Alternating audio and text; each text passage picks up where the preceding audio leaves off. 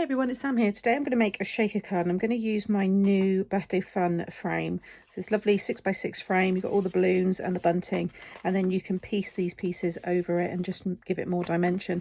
But they're great for shaker cards because I've got the 5x7 one with all the leaves as well, and I'll show you those towards the end of the video. I'm also using the new sentiments here. I'm going to have a surprise, let's celebrate.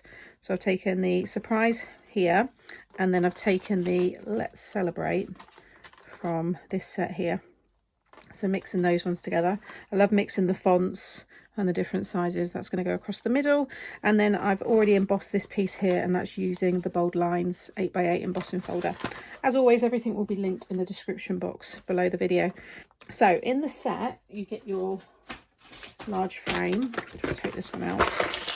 So you can pass that through a standard die cutting machine. You can see there, you've got all that detail. So just pop all your pieces out. This is on a 300 GSM white smooth cardstock. And then I've got this piece of acetate, which I've cut just slightly smaller. I think I've done it about 5.5 in the end. Yeah, 5.5. And I've just put some red tape around the edges here, and I've done it on both sides. So this one first we're going to attach to the frame. Now I've done it on both sides, but you actually only need to do it on one side because we're going to add foam onto the other. I'm just going to sit that down. I'll give it all a wipe, like I said, in a bit. There we go. So now I've got my window, and this is going to go behind it with the foam in between. And I'm going to use these sprinkles here, which I've had in my stash for a while, but the colours work perfectly with the colours that I've chosen. So I've gone ahead and die cut all of the smaller dies that you get inside here. So you just want to cut them out in whatever colour you want. I'll show you some more samples towards the end, but some of these I've just cut in white before and just coloured them in. Paper piece, different ones. I've cut them all in holographic cardstock. So yeah, a few ways to use these, but I've got all of these pieces here. And I'm going to use foam, and I'm going to piece them all back over. So I've cut just the top of the frame again with some holographic mirrored card, and I'm going to piece that back over the bunting. So those are going to go there. And then just kind of working my way around. Where's the heart? Using foam, I'm just going to sit them over the top here. I'm going to add some little pom-poms onto the top there. That's going to add more dimension if you want this to go through normal posts, and you might not want to do things like that. But I'm going to just sit those all over the top. Ones like this I've just cut in pink, and then I cut it again in white, but just snipped off the top and stuck that on there. You can see how that one sits nicely there. And then again I've got the green one, and again pink one. So I'm just going to work my way around, get them covered. And then what I've done with the tiny little swirl dies that you get here is I've cut them all in holographic card, and I'm just going to just kind of pop them around where these ones are. You'll see this will really pop once it's against the pink. I'm going to get all that on first of all, and then give my acetate a clean, and then we can start building the shaker part.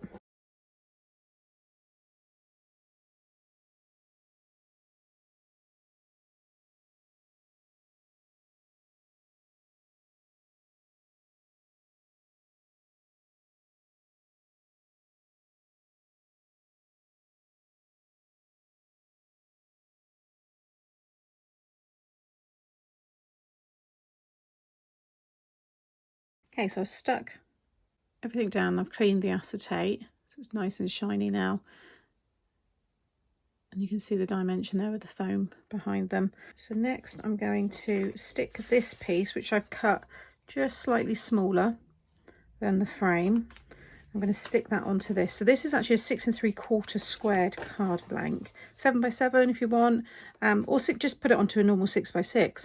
I've gone a bit bigger because I've just added a few decorative strips on there, and I just thought the white frame, like white on white with foam in between, looks really nice. And I found myself doing a lot of white bases with the samples, and then just adding all the colour with the the icons and the detail and the sentiments in black, and they just look really nice. I'm just going to lay that down in the middle, and I'm going to add all my sprinkles into this. Now, because it's quite a big frame, I can probably add quite a lot of sprinkles into this. And I'm going to double up the foam, so the foam's quite high. I think that looks really cool. And these have got a bit of dimension themselves. They're like little faceted, almost like little like gems, like diamond shape. So I'm just going to pour them into this space here and kind of spread them out. Some of them will stick to the side. You can add, I've actually got a really useful shaker card kind of tips and tricks video. And I just go through lots of steps and how to maybe get rid of static and get rid of like the stickiness that you might have around the edges and stuff, using like your anti-static buddy. And I don't want to go too close to the edge because the foam's going to go around there. Yeah, I think that'd be fine. But that's ready. And then with this one, you want to add your foam behind the frame here. So I've got a thin, this is the Craft Stash foam. They've got a few different sizes. This is the 10mm, but I'm going to double it up because it is quite thin. I think it's only about 1mm deep. And like I said, I want a bit more dimension. So I'm just going to run that along the top. Take the backing off, and then I'm going to go over it again. If you've got a foam that's already 2-3mm deep, some foam strips are really, really thick, then you won't need to double it up. Although you might have maybe some bigger beads in there. You can add all sorts as your shaker. It's entirely up to you. You might have tiny little like charms and things like that. You could have them in there if you wanted to. So before I take the backing off there, just going back to the anti-static powder. You can use corn flour as well. Lots of people have these little bags with other things in them. But if you've got a little brush, something like this, there's usually like excess powder in the bottom. I always keep it in this little thing, or just rub it on the actual pillow itself, and then just brush it around the side of your foam. Now some foam isn't that sticky on the sides. This one, not too bad. These gems are a little bit thicker anyway, so I'm not too worried, and sometimes it looks quite nice if they're stuck to the side, but certainly sequins that are flatter, they can quite easily stick to the sides of things. So just a little tip there, just go around the edges and that will help. So now I can take the backing off again. And make sure your card's the right way up, which it is.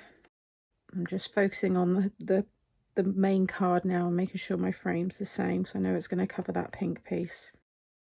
And now, oh, perfect. And you see it when the card's displayed, you still see all the sequins at the bottom there. I think that looks fab. It's got such a nice movement. You get the odd ones stuck around the top, I think, because of the style and the theme of this card. I think it works perfectly. So then I just need to add the sentiment. So I'm going to have, like I said, surprise, and I want to kind of have like the hat kind of going over the top, and then the candle as well. That looks nice. I'll pop it up on some foam, and again pop that up on some foam as well. I might have it just down in that part there, and then I'm going to pop these little, I say little, I've got loads in here. I've got this tub of pom-poms, but I love these ones. I got them at Christmas time, like the Christmas craft sections, departments and stuff in the stores, but they just, again, it just goes perfectly. There's gold ones as well, but even just your normal coloured like pom-poms there, you know, they look nice on the top as well if you want to add a little bit more interest.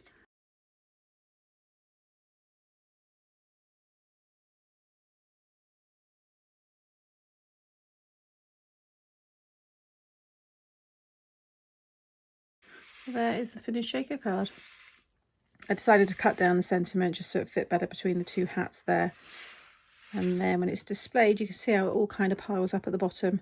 But there's so much. You've got the shine from the acetate, you've got the texture of the pom-poms, and then you've got that lovely shaker. It's so much fun. I love making these. I always forget how fun they are, and easy as well. So I hope you've enjoyed this tutorial from me today, and it's given you some more inspiration and ways to use not just these frames, but frames you might already have in your stash as well. I have got a playlist with lots of shaker cards. I think in the 6 years I've been on YouTube, there's quite a lot there. So I'll have that popping up now, because you might want to watch that next for some more inspiration. All of the product that I've used is available over on the Craft Stash website, and you can find all of that by clicking here, or it'll be individually listed in the description box below. And make sure you're subscribed, and that way you won't miss out on any future videos. See you all again soon. Bye.